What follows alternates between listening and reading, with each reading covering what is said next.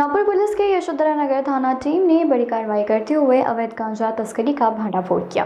गुप्त सूचना के आधार पर पुलिस ने संघर्ष नगर स्थित एक घर पर छापा मारकर करीब 7 किलो 61 ग्राम गांजा, जिसकी कीमत लगभग 1,76,000 रुपये 525 रुपये बताई जा रही है, जब्त किया गया। इस कार्रवाई में पुलिस ने मोहम्मद रफान अख्तर अंसारी और गौसिया परवीन अंसारी को गिरफ्तार किया है। दोनों आरोपियों के खिलाफ एनडीपीएस एक्ट के तहत विभिन्न धाराओं के तहत मामला दर्ज किया गया। पुलिस के मुताबिक आरोपी के घर में बिक्री के उद्देश्य से मादक पदार्थ छिपा कर रखा गया था। गुप्त सूचना मिलने के बाद नियमानुसार तलाशी ली गई और गांजा बरामद किया गया। यह पूरी कार्रवाई पुलिस आयुक्त डॉक्टर विश्वास नागरे पाटिल के मार्गदर्शन में यशोधरा नगर पुलिस ने संयुक्त टीम के सफलतापूर्वक अंजाम दी। पुलिस अब मामले की आगे की जांच में जुटी हुई है।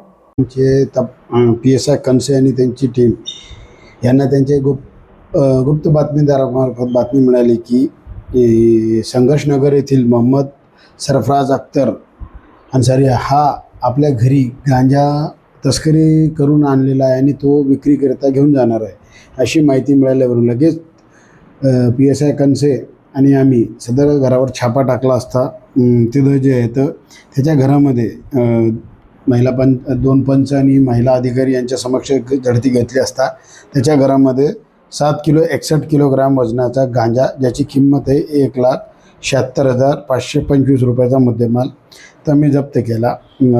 याच्यामध्ये जे आहे तर 2 आरोपी आहेत। तिची पत्नी गौसिया परवीन ह्याने सुद्धा या गुन्ह्यामध्ये तिचा सहभाग आढळून आल्यामुळे आम्ही तिला पण याच्यामध्ये आरोपी बनवलेले आहे। काल संध्याकाळी दोघांनाही 16:30 वाजता च्या नंतर अटक करण्यात आली आहे आणि आता सध्या आरोपी हे पोलीस कस्टडीकरता कोर्ट न्यायालयात पाठवण्यात आले आहे। सदरचा गांजा आम्ही जो तपास केला त्याच्यामध्ये त्यांनी तो ओडिशा इथून आणलेला आहे आणि तो हिंगणा जिल्ह्यामध्ये वर्धा जिल्ह्यामध्ये विक्रीसाठी जाणार होता। तर ह्याबाबत आमचा तपास चालू आहे। याच्यामध्ये बॅकवर्ड आणि फॉरवर्ड लिंक जे भेटेल त्याच्यामध्ये जे आरोपी निष्पन्न होतील ते सगळेच आरोपी आम्ही करणार आहोत। याच्यामधला जो मोहम्मद सरफराज अख्तर आहे हा रेकॉर्डवरचा, याच्यापूर्वी त्याच्यावर 2 ते 3 गुन्हे एनडीपीएसचे दाखल आहे आणि काही चोऱ्याचे आणि इतर काही रेकॉर्ड आहे त्याचा। आणि जी तिची पत्नी आहे तिचा हे म्हणजे रेकॉर्ड नाही, फर्स्ट गुन्हा आहे।